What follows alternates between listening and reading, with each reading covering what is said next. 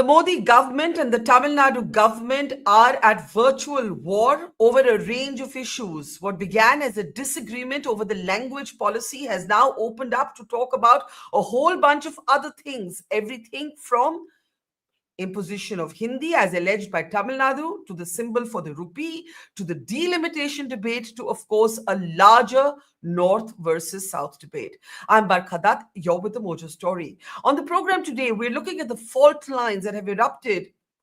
We've been in this place before, a familiar North versus South debate, but this time the protagonists are the Tamil Nadu government, led by the DMK and the Modi government. We've seen some of the storms inside parliament over the language policy.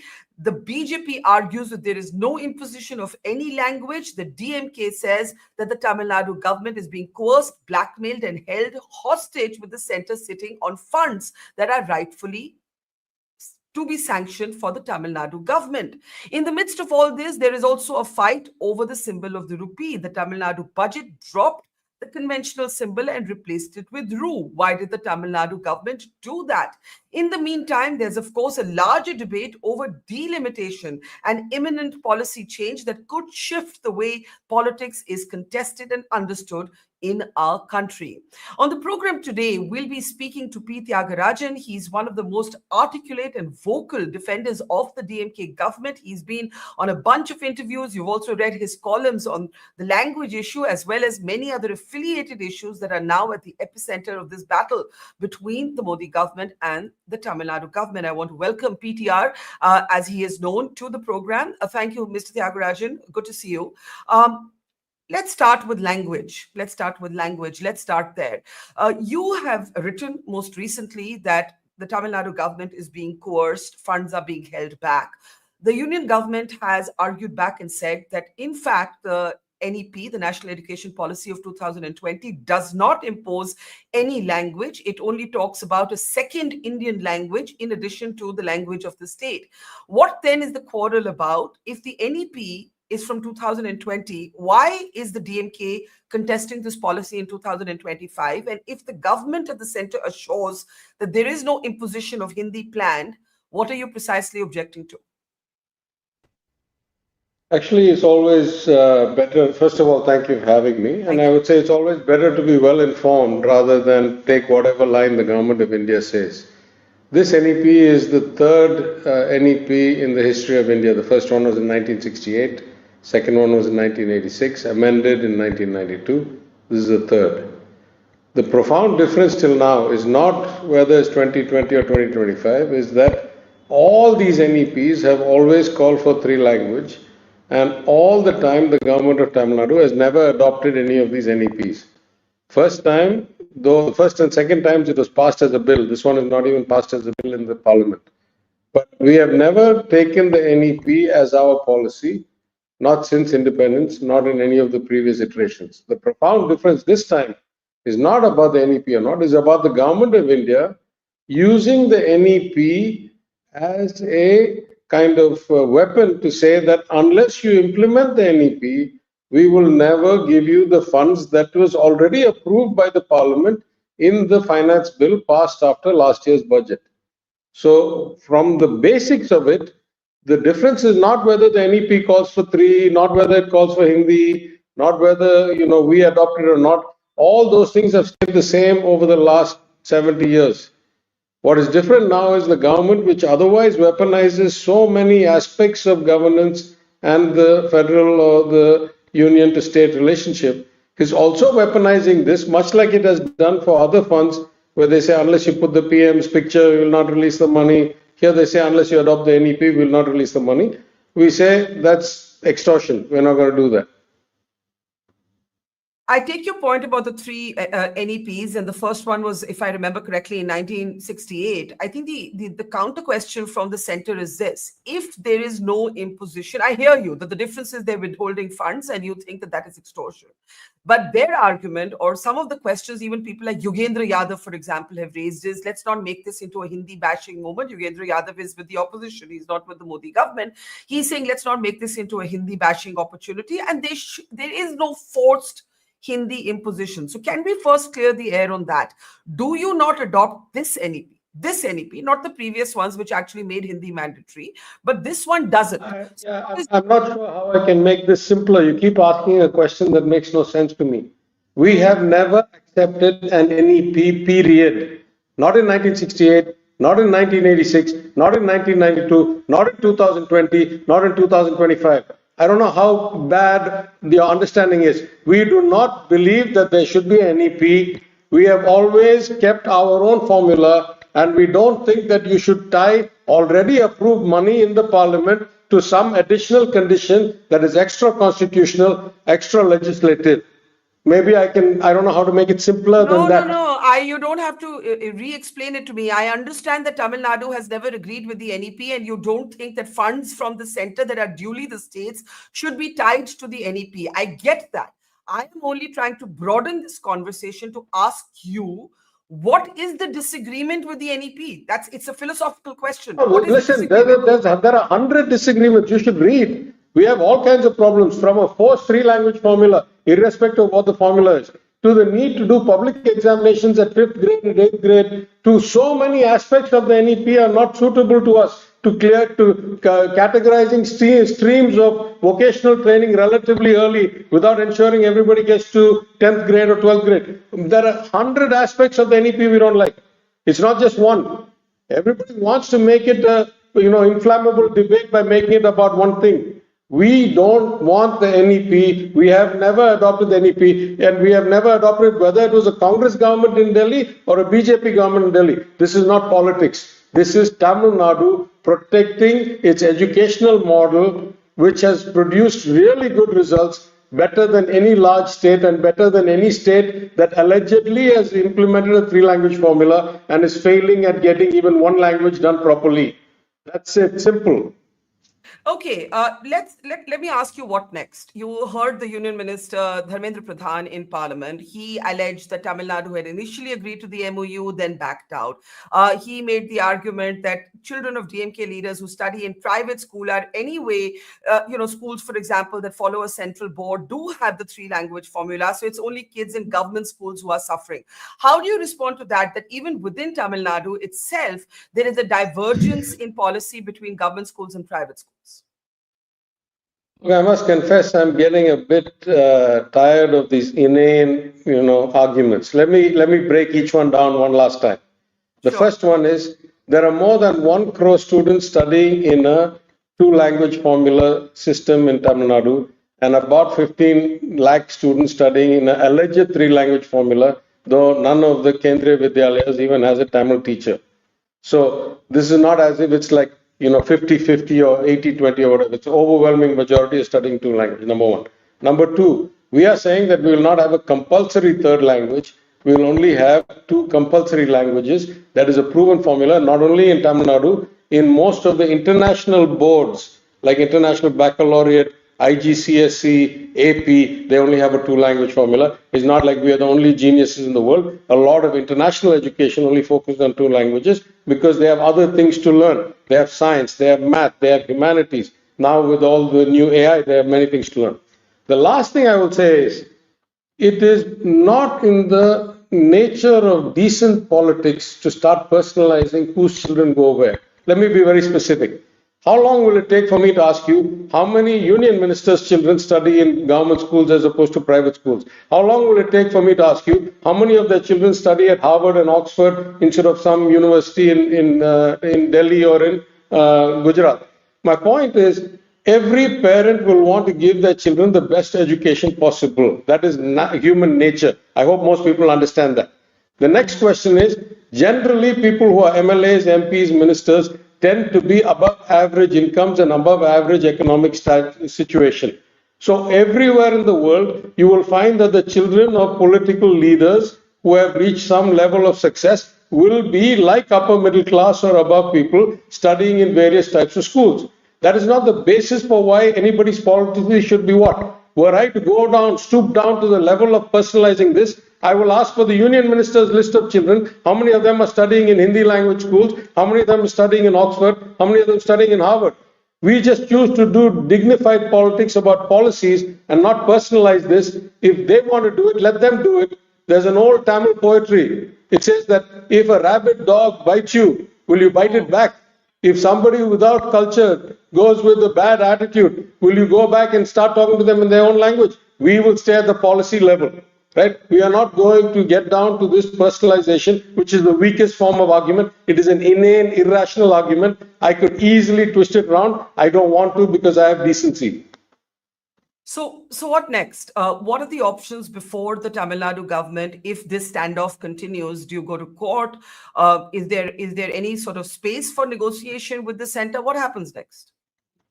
Look, when it is up to me, I am very clear. I have said it, my personal view is that we should definitely go to court, not for any other reason, but this is the nth iteration of this kind of extra constitutional, extra legislative attempt to force in new conditions for political purposes that were not passed in the bill or in the constitutional framework.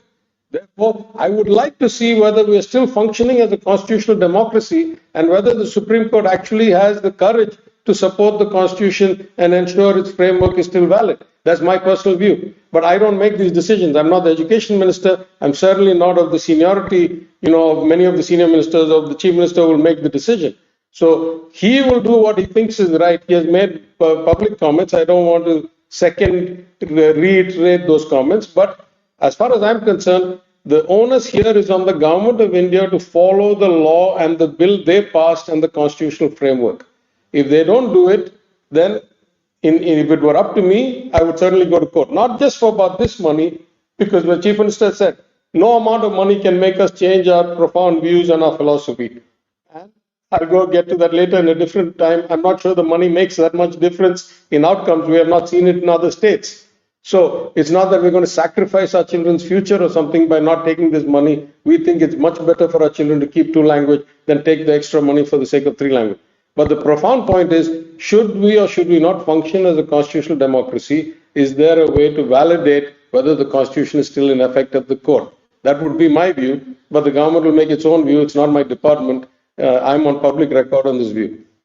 Now, I read with interest one of your recent columns where you actually framed these disagreements with the center in a larger context. And that context was, here's the column, why the rest should learn from the best. And you said that the center should focus on what's happening in the states in the north, focus there on socioeconomic indices instead of coercing Tamil Nadu. Do you see this as an emerging north versus south, to borrow the cliche debate?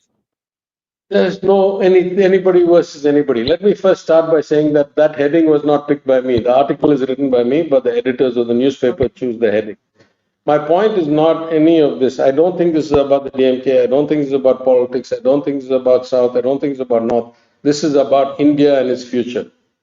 If India's future is going to be profoundly better than it is today, we're on some growth trajectory.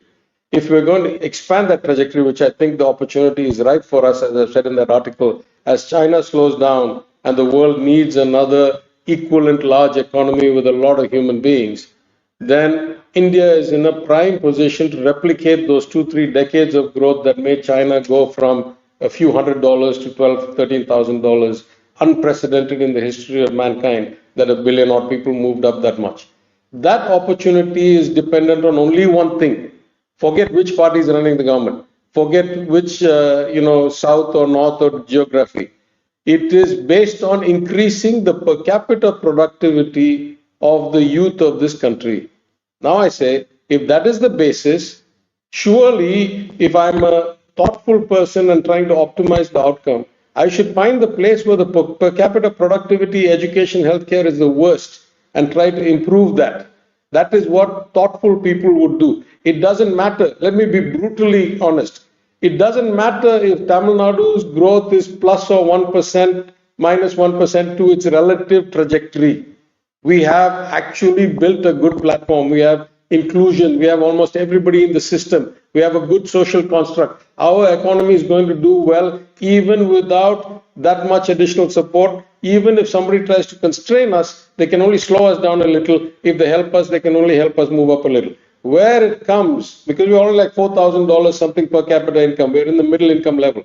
Where this country's trajectory is going to change is if we can make significant improvements in the poorer, most populous places that have the most number of young people. That's the only point I'm making. It's not about politics, it's not about North, it's not about South. If it happens to be in the North, let it be in the North. If it would have been in the South, it would have been in the South. Wherever there are a lot of young, less educated, less included, less well-off people, that's where our focus should be if we want to make this country a greater country, bigger share in the global economy. Would it be fair to say that a number of the disagreements that your party and your government are having with the Modi government at this moment have to be located in the larger debate around federalism? So whether it's the run-ins with the governor of Tamil Nadu, whether, as you said, it's the constitutional principle that's at the heart of the language debate, that states should be free to decide their own policies, or whether it's the imminent debate around delimitation, which is going to redraw constituencies and turn politics on its head. Is that what's actually really going on here? I think you've hit the nail on the head, right? I think the issue is really about the nature of federalism. And I want to give you 2-3 data points for you to really think about this. As I've said before, whoever happens to run the government in Delhi tends to want to be a homogenizer and tends to want to have one nation, one X, or one platform, one standard, this thing. That is irrespective of party, it is irrespective of human being, right? This was true in the British era. From the first Hindi imposition was in the 1930s when it was the British government. It was true of the government run by the Congress party, Mrs. Gandhi and others. These NEPs came in 68 when it was a Congress government, 86 when it was a Congress government, 92 when it was a Congress government, and it's coming now in 2020, 2025, whatever you want to call it. And the greatest irony of this, I think, is absolute irony is one of the staunchest defenders of federalism, one of the people who pointed out the fallacy of trying to do something homogeneously from Delhi. In the history of India, one of the staunchest fighters against the suppression of states' rights was none other than the Chief Minister of Gujarat, through Narendra Modi. There are hundreds of clips, hundreds of statements in the House, outside, where he has talked about letting the states make their own decisions and not be throttled by the center, and not think that somehow the union is giving their uncle's money. Who is this? Whose mama's money is this? The exact word he's used when he was talking about Mr. Manmohan Singh's government. So the real difference is that whoever sits in Delhi tends to have this inclination, and maybe this iteration is exceptionally unique for 2 reasons. One, because it is the same person who used to be the greatest federalist, who's now the greatest anti-federalist centralizer. And 2, that this version of this kind of intrusion into states' rights is more visceral, more multifaceted, more multifarious, and more targeted and weaponized than any other intrusion in the history of India and the subcontinent. In that sense, while you may or may not go to court on individual disagreements or specific disagreements, it's really about fighting this politically. And I'm not sure how many people actually understand what's actually at stake here. So, when politicians from some of the southern states get up and say have more children, to the rest of the country, that they don't get that, right? They don't get why anyone would get up and say have more children, because they don't understand that how much political clout you have in parliament might be actually linked to your population. So you're actually possibly being penalized for bringing your population under control. How are you going to create awareness around this? Because this isn't just a Tamil Nadu conversation. Yeah, I think, again, you've been precise in the last sentence. The first 2-3 sentences we must pass. Okay. What is politics? Politics is the business of conveying your ideas and your philosophies to the public and getting support. If you take it at that level, almost everything is politics. If you take politics as it is X party versus Y party, this is not that kind of politics. If you take it at another level, which you said, this is about the future, it is about those parts of the country that successfully control the population because it was the national imperative to do so. We were told that it was in the national interest back in the 70s when we started with V2 hours to V2 hours 1 and all that we should control population, and we did. Of course, there's a pretty confounding issue here, which is that all over the world, over the last 100 years at least, there is a very strong correlation between improving economic circumstances and natural reduction in population growth rates. And the reverse is true. that poorer places tend to have higher population growth rates. So what we have arrived at here is this great dichotomy that we can't tell which is the chicken and which is the egg. Is it because of better economic circumstances that we had lower population growth, or is it because lower population growth that we had better economic circumstances broadly? But in Tamil Nadu, we can tell for sure because it was mostly about education, mostly about inclusion, mostly about social justice, mostly about social equity that allowed us to start having economic outcomes that then gave natural growth. Now you have a lower growth. Now you have an issue. The issue is the states altogether are actually in the southern states altogether are in the situation where for having successfully done population control and the concomitant, the incidental to that or the correlated to that improvement in economic circumstances has led to a very unique situation. And that is that the better off states are also the less populated states, are also the less fertility states, are also the ones that are going to lose representation were you to do redistricting after 2026 when the freeze expires. That's the situation we're in. In that sense, it is not about politics. It is not about the DMK. It is not about Tamil Nadu. It is about all economically developed states that have controlled their population. Fair enough. And as you said, politics is about conveying that your idea needs a larger support. And I take that point. There's been another specific face-off between the center and your government, and that is over the rupee symbol. I don't think people understand, and maybe you can explain. The budget seems to use a different symbol. That's the Indian Express headline. The Tamil Nadu government replaces the rupee symbol with the Tamil letter in state budget logo, draws the anger of the center. What do you say, PTR? Yeah, I'm not the finance minister. I didn't design that sheet. The chief minister has given an explanation in a video put out yesterday. Since I was not involved in the process, I don't want to second guess. He has already said it. I will just say only 2-3 things. That there are many ways to represent the rupee. I, for example, am an ex-banker and I ran, among other things, a foreign exchange business. So I always represent currency with their 3-letter trading symbol. I use INR for rupee. I use USD or SGD or AUD or EUR or whatever. In many places, they use RE or RS. In some places, they use the R symbol, the Devanagari script symbol. Yeah.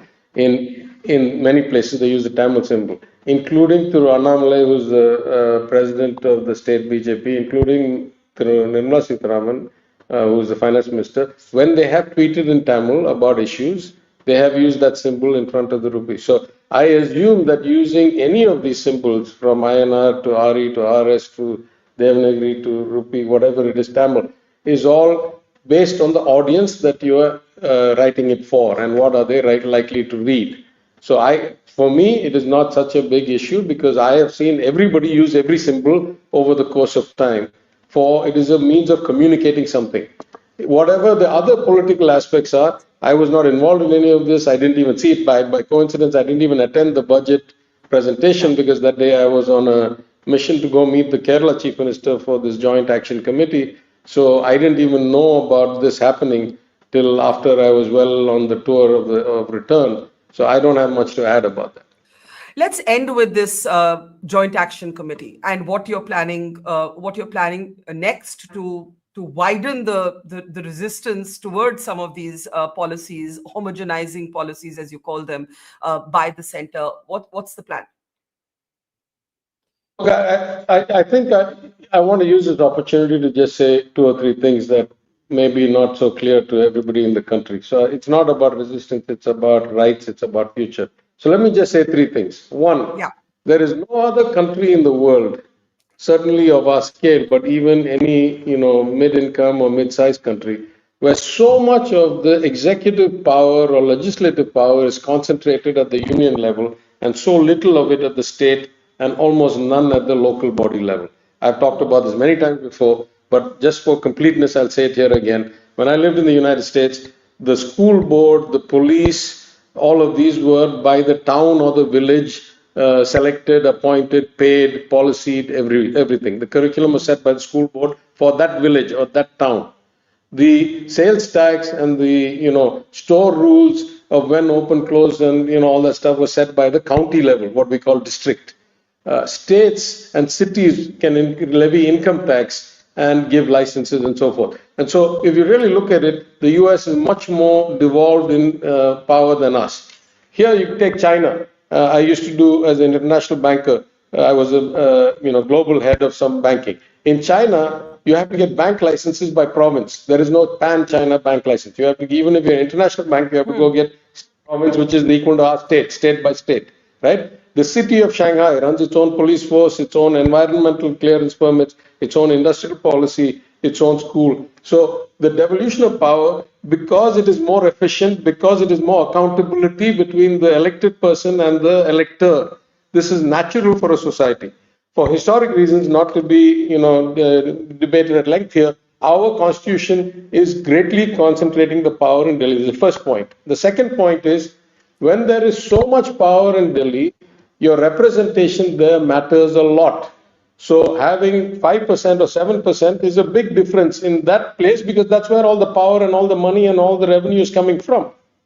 Yeah. The third point is, across India, we have this dichotomy that you don't see anywhere else in the world.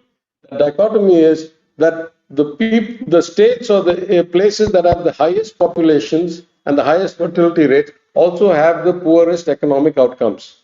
If you look at most other places, you look at the US or you look at China, the economy is much better in the coast than in the hinterland. The population migrates to the coast, and that's where you have the highest number of people, where there's the greatest economy. And it's local self-governance. They generate their own revenue and they manage it. In the US, it's the same. The Californias, the New Yorks have the highest economies, the highest populations. Here we have a situation that's exactly the opposite, and therefore we are seeing massive net financial transfers. At one point, for every rupee we paid in tax, we got 70 paise back, then 50, then 30, now 20s. Now we say, if all this money and all this power is concentrated in Delhi and our representation is going to go down, obviously all those higher economy, lower population, lower fertility states are going to have a concern. That's what the Joint Action Committee is for, right? And that the Chief Minister has done very methodically. He started with all parties in Tamil Nadu to make this not about the DMK. Then he started with all the states, so that it's not about Tamil Nadu alone. And we are moving towards an actual national discussion on this, because it's not about one state or one party or one government. Yeah, no, absolutely. I think there are principles to be debated here that literally impact how power is wielded, shared, structured, organized in India. And as you said, it goes to the heart of the federalism debate. Thank you, P. Thiaga Rajan. Always a pleasure, and look forward to seeing how this debate shapes in the days to come. Thank you very much for the opportunity. Take care. Take care. Bye-bye. It's great to see you here. Thank you for watching our work. If you haven't subscribed yet, don't forget to click the bell icon and subscribe to Mojo Story and support independent, robust journalism.